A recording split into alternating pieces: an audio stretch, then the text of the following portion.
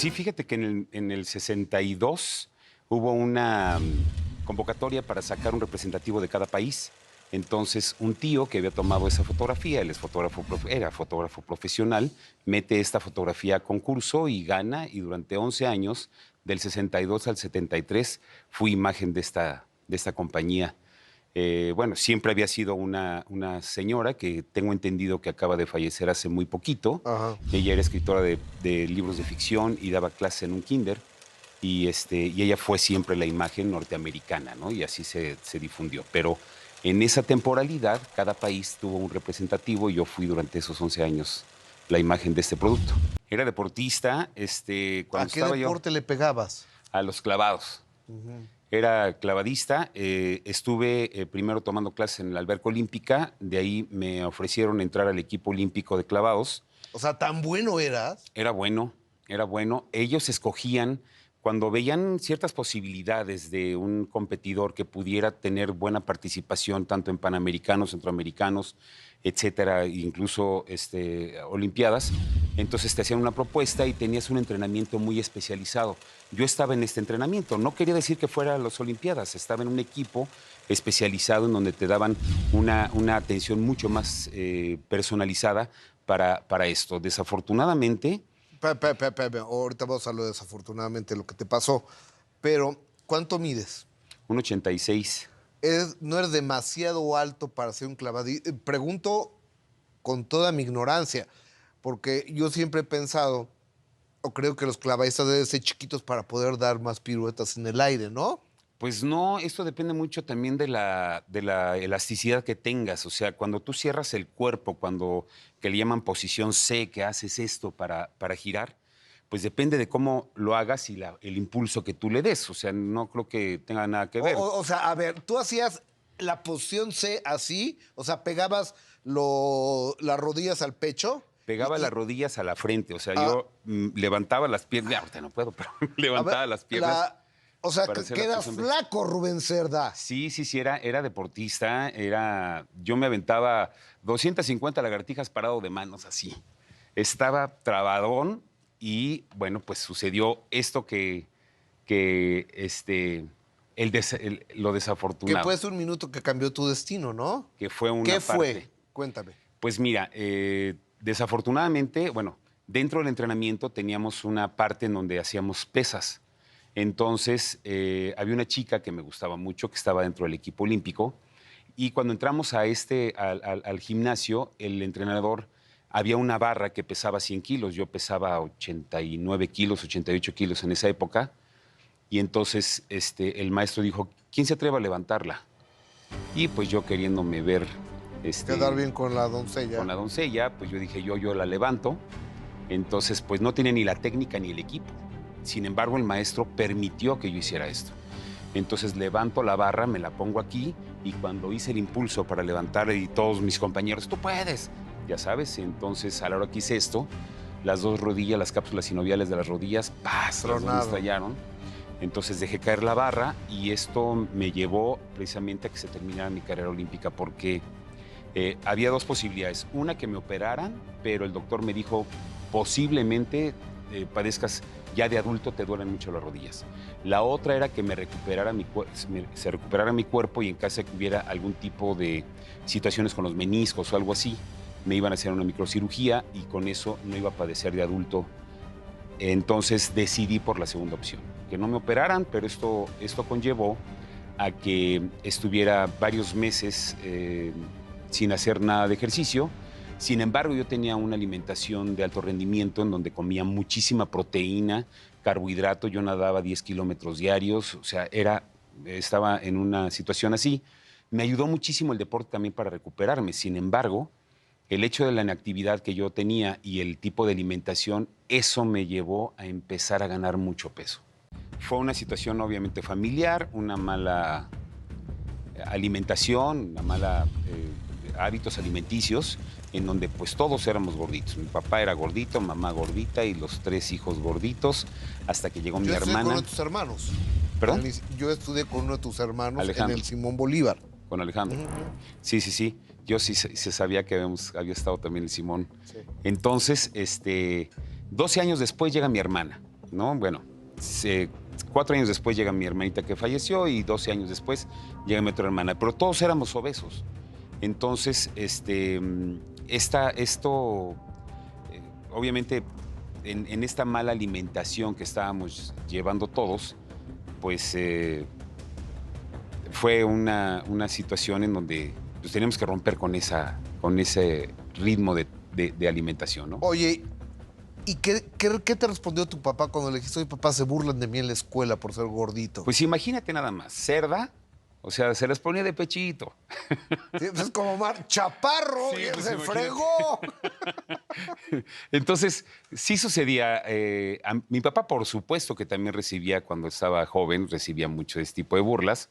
Entonces, a nosotros nos empezó a decir, búrlense de su condición. O sea, aquí la situación es, el chiste es molestar, ¿no? Pero si ustedes no se molestan de lo que están diciendo y aparte se burlan de su propia condición, los van a dejar de molestar. Y así fue como sucedió, ¿no? O sea, realmente, sí la gente, pues obviamente de primera instancia querían fastidiar con ese tipo de situación, pero aprendimos a vivir con esta situación, ¿no? De 88 llegué a pesar A 140, 140 estamos hablando 40, 60 y 50, casi no, 60 kilos. 50 y tantos kilos Exacto. más.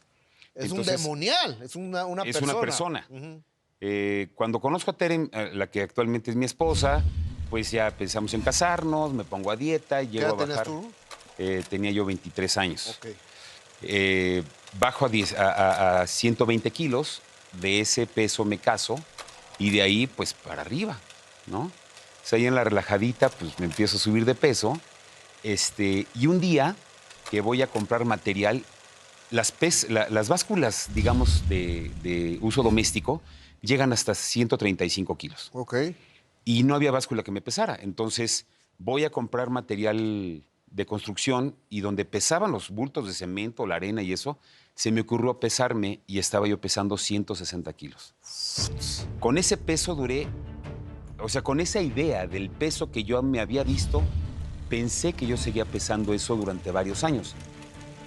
Cuando se me desata la diabetes, cuando aflora la diabetes, porque la diabetes la pudiste haber tenido varios años antes, sin embargo, cuando empiezo a tener síntomas de esta situación, ¿Cuáles son eh, los síntomas para los que, empecé- gracias a Dios, no somos diabéticos? bueno, empecé con, tienes mucha sed, obviamente vas mucho al baño, te sientes agotado todo el tiempo, traes una como somnolencia de cansancio, esa es una de las cosas, y estaba yo grabando una novela, entonces me levanto y me caigo, pero yo no me sentía mal.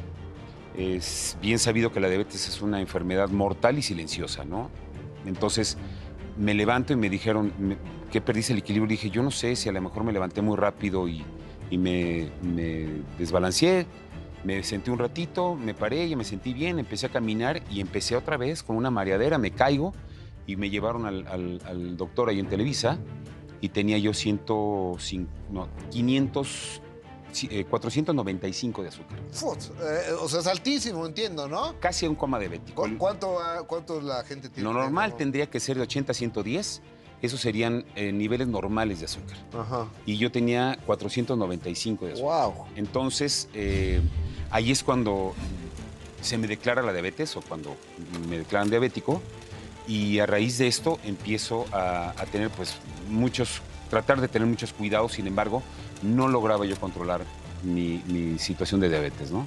Había subido mucho de peso y como te comentaba, la persona que me estaba controlando la diabetes, su esposa, era médico bariatra, se dedicaba a las situaciones de peso, La bariatría, ¿no? La Que es bariatría. una onda de la medicina para el peso, ¿no? para el peso. Entonces acababa de comprar una báscula que llegaba a pesar hasta 600 kilos. Entonces me dijo, ¿por qué no te subes? Y cuando me subo, me doy cuenta que peso 220 kilos. Y entonces yo dije, ¿en qué momento subí de los 160 que yo pensaba que pesaba a 220? Dije, la próxima vez que me vuelva a pesar, voy a pesar 300 kilos. Ahí fue donde tomé la determinación de hacer algo por mi vida, cambiarlo. Obviamente esta situación de la bajada de peso tiene mucho que ver con muchas cosas. Pueden ser situaciones emotivas, emocionales, fisiológicas. Hay muchas cosas que se involucran en esa situación. Ansiedad, Preocupaciones, depresión. depresión, todo este tipo de situaciones psicológicas pueden influir muchísimo también, pero una de ellas es una adicción. ¿no? O sea, yo ya me declaraba, o así fue como tuve que entenderme como un adicto a la comida. Era una persona que llegaba y agarraba 5 panes de caja, los apachurraba y me los comía solamente por sentir algo de saciedad. Obviamente, Sí, en los ese 5 sentido. pares de los Bimbo, pues, la verdad. Sí, sí, sí, así apachurrados y comérmelos. Era una ansiedad por comer.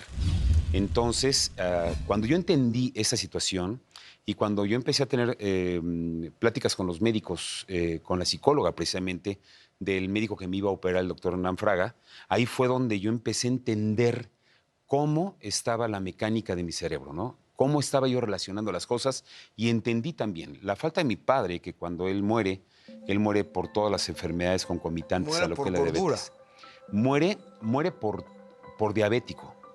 Porque realmente cuando él muere no tenía obesidad, él se bajó muchísimo de peso. Una de Bueno, las pero como condiciones, resultado de la gordura. claro, Pregunto yo, es como ahora las personas que, bueno, es que ya no murió de COVID, no, pero murió de las enfermedades que le dejó el COVID, ¿no? exacto. Y Ujú. bueno, una de las situaciones también que te puede presentar la diabetes es una pérdida de peso sin ton ni son, ¿no? Hay mucha gente que pierde peso y dice, ay, está bien padre, estoy perdiendo peso, pues chécate, puede ser diabético, ¿no? Entonces él baja mucho de peso con esa situación, sin embargo, todas las enfermedades relacionadas con la diabetes, como es situaciones cardíacas, renales, respiratorias, hepáticas, todo se le conjunta, ¿no? Y esto fue lo que lo lleva a la muerte.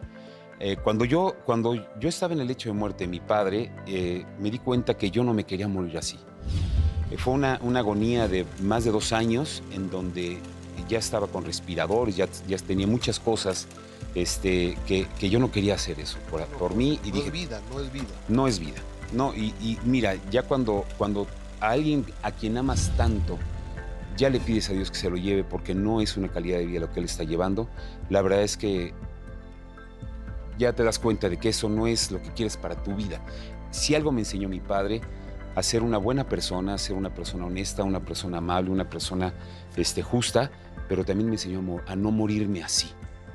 Y entonces tomé cartas en el asunto. Obviamente, entre Tere, mi esposa y yo habíamos llevado también malos hábitos alimenticios que habían Hiciste que llevado. Tere subiera de peso. Digo, pase claros. Sí, yo creo que, mira, yo estoy seguro, la obesidad es una enfermedad contagiosa y hereditaria.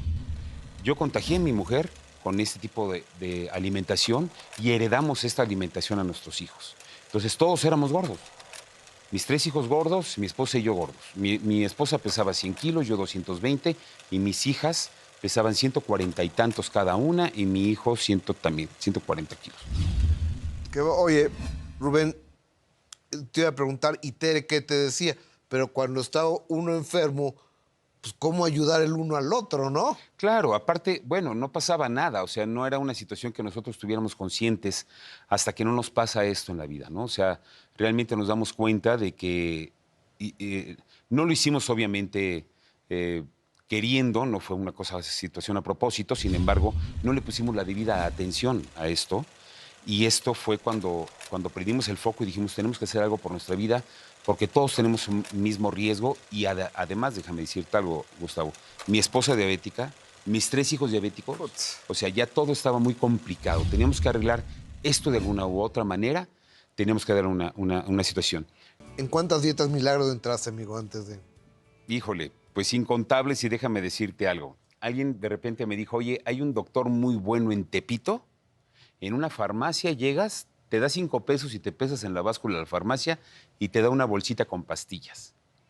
Y fui a Tepito, me pesé así, me dieron mis pastillas, me las empiezo a tomar y un día entrando a la oficina me caigo, los brazos así, la lengua para atrás, los ojos. ¿Cómo crees? Tenía una anfetaminosis impresionante. Esas pastillas tenían anfetaminas en un alto concentración, y la situación es que el organismo no se puede deshacer de las anfetaminas tan fácil. Me Entonces, supongo. conforme fui tomando las anfetaminas, se fueron sumando la cantidad de anfetaminas en mi cuerpo y me llevó a un colapso. Entonces, estuve hospitalizado y todo, y mal, o sea, me tuvieron que desintoxicar y todo para salir adelante de esto, ¿no? Entonces, esa es una alerta para toda la gente que nos está Wow. viendo. No se presten a ninguna dieta. Las dietas tienen que ser personalizadas y bajo estricto control médico. Una nutrióloga, un médico bariatra, tiene que estar al pendiente de esto. No agarren dietas de revistas ni cosas así. Digo, a algunas personas pueden funcionar un tipo de dieta, a otras otro tipo de dieta. Hagan las cosas como debe de ser. O sea, yo aprendí a través de todo esto, como tú dices, comprando dietas y viendo y todo lo demás, experimentando. Y ayunos y la Claro, fregada, o ¿no? sea, y la verdad es que puse en riesgo mi vida por hacerle caso a otra persona que a lo mejor a esa persona le debe haber funcionado, ¿no? Sin embargo, mi organismo no estaba preparado para eso y puso en riesgo mi vida, ¿no? Al estar haciendo ese tipo de dietas milagro. Y nos operamos Carla, mi hija y yo. De primera instancia, Al mismo tiempo. al mismo tiempo, en el 2006, nos operamos los dos. Y eso nos ayudó muchísimo, Gustavo, porque A fue ver, una... la operación del bypass gástrico, ¿en qué consiste? Consiste en una reducción del estómago. Voy a tratar de ser gráfico con la mano. Sí. Imagínate que este es tu estómago, este sería el esófago y este es el intestino. Ajá. Esta parte de intestino se llama yeyuno y es lo que más absorbe azúcar. Lo que hacen es que cortan el estómago aquí, reduciéndolo a un estómago del tamaño de una pelota de golf. Ok. Y el yeyuno cortan el intestino, como se desconecta, esto lo separan, cortan el intestino, lo pegan a ese pequeño estomaguito y luego lo unen acá abajo para que los jugos gástricos secretados del estómago se unan en el intestino delgado y ahora hacemos la digestión en el intestino delgado, no en el estómago. Esa parte de intestino que se llama yeyuno, como se lo están brincando, nosotros éramos insulino deficientes. ¿Qué es esto? Nuestro páncreas no creaba la suficiente hormona de insulina para contrarrestar el azúcar ingresada al organismo. Entonces, al brincarse esa parte de intestino, el cuerpo no absorbe azúcar y la poca insulina que nuestro páncreas generaba era suficiente ya para ver una paridad. ¿Esto qué quiere decir? Somos diabéticos fisiológicos. Nuestro páncreas no fabrica la suficiente insulina, pero ya no somos diabéticos funcionales, Ok. sino ya hay una paridad y entonces nuestros niveles de azúcar llegaron a la normalidad, colesterol, triglicéridos y todo esto, por supuesto que bajaron muchísimo los niveles al bajar de peso, porque aparte es una cirugía restrictiva, porque te deja un estómago muy pequeño y de mala absorción al momento de que parte del intestino en cuestión de conexión no está absorbiendo alimentación y en lo que tú haces la digestión también recorre el alimento otros 2 metros de intestino. De los 7 metros que nosotros tenemos, 2,5 metros no absorbemos. Esto es una garantía de 5 años de la cirugía. Después de 5 años el cuerpo se readapta. Y a ti Y hace 14 años te operaron. yo me operé, en diciembre cumplo 14 años de operado. Ah, no, bueno, porque además eres un talento, cantas, Canto, Y- bailo, bailas soy y, músico. y tienes un asunto aquí en la garganta que puedes hacer voces. Desde hace muchos años, desde que estaba yo chiquillo, hacía voces, hacía imitaciones y ¿A cosas quién así. imitabas? Pues imitaba a mis maestros, imitaba a los alumnos. De repente me encantaba hacer una pelea de perros. Teníamos perros en casa, y entonces yo hacía una pelea de perros así. Entonces mamá salía corriendo a querer separar a los perros y era yo, ¿no? Entonces, Ajá. me divertía mucho con eso y creo que eso fue como un entrenamiento de mi vida y después tuve las facultades para poder hacer voces y hacer imitaciones. Entonces, cuando a mí me ofrecen a Barney, me presta el Eduardo Tejedo, que era el director de Barney, me presta un cassette y me dice, a ver si te sale la voz. En esa época, José Carlos Moreno es el que hacía la voz de Barney, pero fue la primera voz de Big Brother. Entonces, se le dificultaba mucho ir a los llamados, me ofrecen esto, y saqué la voz y la hice durante 18 años. También viene un cambio para la voz de Mickey Mouse. A ver, traes a Barney ahí. Por supuesto que aquí viene Barney. ¡Wow! Oye, ¿y qué? ¿Oías tú al original, al gringo Barney Sí, o cómo? sí, o sea, me dieron un cassette con la voz en inglés. Sin embargo, esa voz era como más gutural. Barney hablaba así, como más tragado. Ok. Y al paso de los años se fue aligerando esto y bueno, pues quienes eran los dueños de Barney estaban muy contentos con el timbre de voz que le di. Luego viene Mickey Mouse, que la voz de Mickey Mouse tiene que ser idéntica a Walt Disney, que fue la primera voz de Mickey Mouse. Y O sea, entonces esa no ha cambiado en todas no ha las épocas. cambiado y tiene que haber un match en todo el mundo, en cualquier idioma que se haga. no se puede parecer la voz al antecesor. O sea, mi antecesor que hacía la voz, le salía muy bien la voz, pero a mí no me dieron esa voz para yo tratar de hacerla, sino fue la voz de Walt Disney, en donde yo tenía que igualar la voz de Walt Disney. Y pasó algo muy chistoso, porque cuando hice el casting, Disney decía que sí se parecía, que no se parecía, porque había una situación idiomática. Mickey Mouse en español dice, ¡oh, vaya! Y en inglés es, ¡oh, boy! Entonces ellos decían, pues como que sí se parece, pero no. Hice el casting en inglés, se los mandaron y dijeron los de Disney, me mandaste lo que yo te mandé, quiero la voz de Rubén Cerda. Y le dijeron, esa es la voz de Rubén Cerda. Y así fue como yo me quedé con ¿Cuántos la años voz llevas haciendo a Mickey? Yo hice la voz de Mickey Mouse, la hice del 98 al 2003, para películas y todo esto. 5 años. 5 años. Y después, pero hasta el 2009, o sea, desde el 98 al 2009, fui la voz de Disney on Ice. Ahí, que es con otra empresa, parte de Disney, y aunque Una Gillian filial, hacía- ¿no? Podría ser. Como una filial, bueno, es parte de la misma empresa, Sí. pero cuando a mí me retiraron de lo que eran, digamos, programas o películas y todo lo demás, Disney on Ice dijo, yo quiero a Rubén Cerda, como, aunque entró otra persona a hacer la voz de Mickey, ellos prefirieron que yo me quedara haciendo la voz de Mickey Mouse en Disney on Ice. Y Mickey a hasta veces el te 2009. acompaña. Ah, sí, por supuesto. Siempre está conmigo y muy contento. La amistad. Yo entiendo, yo sé, yo he visto cómo valoras tú la amistad, cómo aquilatas y cómo cuidas a tus amigos. A Ortiz de Pinedo, a Rogelio Guerra. Sé que cuando Rogelio murió, se fue tu papá de este negocio. Sí, cuando muere mi papá biológico, que por supuesto fue uno de mis grandes héroes, Rogelio un día me dijo, a mí me hubiera gustado tener un hijo como tú.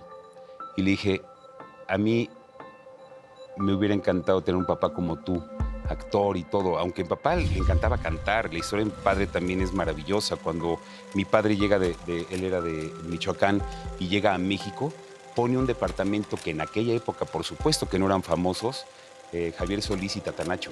Y entre los tres pusieron un departamento y se ganaban la vida para pagar la renta echándose sus palomazos, Chulada. llevando serenata. Papá cantaba muy bonito, yo creo que de ahí lo heredé. Y bueno, pues con Rogelio Guerra él se convirtió en mi papá artístico, digamos. Vamos a llamarlo por ese lado. Y la verdad es que era un ser humano extraordinario. Hicimos una gran amistad de más de 30 años. Que Cariñoso, alivianado, Tú lo conocías, buena o sea, onda, sí. guapo entre los guapos, sencillo. Sí, muy sencillo, una persona que siempre le tenía una sonrisa al público que se le acercara. Correcto. Entonces, pues sí, o sea, fue una amistad que la vida te da hermanos y los amas y los quieres porque te enseñan tus padres a amarlos y quererlos. Pero los amigos, no conocidos ni compañeros de trabajo, tus amigos son esos hermanos de vida que tú eliges, ¿no? Totalmente. Entonces, siempre hemos sido muy familiares. Somos la familia Cerda, somos muy besucones, nos saludamos entre primos, tíos, todos nos saludamos de beso. Y bueno, pues creo que eso valoras. Decía decía el mago Frank, para poder tener una gran amistad hay que estarla abonando todos los días, De ¿no? acuerdo. Estar hablando con ellos y procurarlos. Entonces, sí, tanto Tere, mi mujer y yo somos muy apapachadores con nuestros amigos, los atesoramos mucho, no tenemos un núcleo demasiado grande de amigos.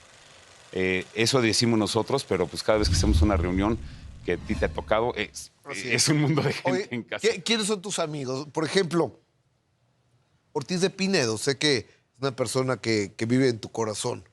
Ortiz de Sí. Pinedo, que el mago Frank.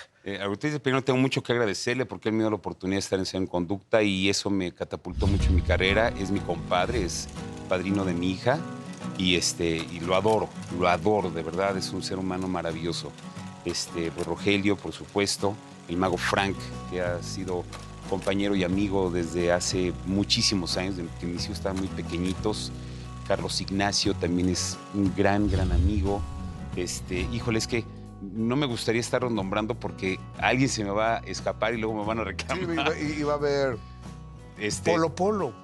Polo, somos muy buenos amigos, con Javier López ¿Cómo Chavero me duele también. la situación de Paul? Sí, más que vive de su memoria y la situación está complicada para él, bueno, pero ya está retirado y creo que bien le ha dado la vida muchas satisfacciones y bueno, pues le toca descansar.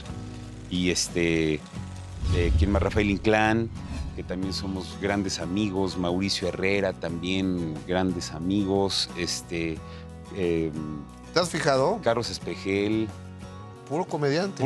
pues sí, es ahí donde yo me desarrollaba entre los comediantes.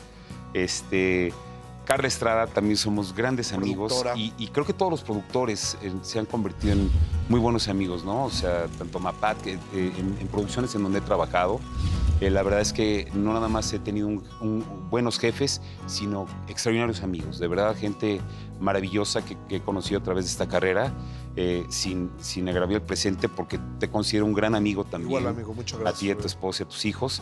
Y la verdad es que, bueno, pues la vida te va dando regalitos y esos tesoritos que tienes que ir guardando y cuidando durante tantos años y saber que en donde llegas y te encuentras una sonrisa y un amigo, te sientes en casa, ¿no? El minuto que cambió mi destino. Sábados 9 p.m. Participa en Imagen Televisión.